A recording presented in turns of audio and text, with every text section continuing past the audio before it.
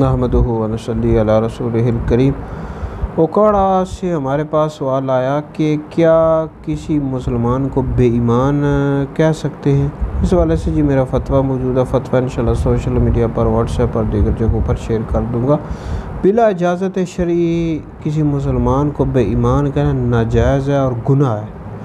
البتہ کہنے والا کافر نہیں ہو جاتا، اس کی مراد یہ ہوتی ہے کہ اس مسلمان کی خیانت کو، دھوکہ دہی کو، فراڈ کو بیان کرنا مقصود ہوتا ہے۔ تو بہرحال بغیر شرعی اجازت کے کسی مسلمان کو ہرگز بھی بے ایمان نہیں کہہ سکتے، ناجائز گناہ ہے اور اس مسلمان کی توہین بھی ہے، بے عزتی بھی ہے۔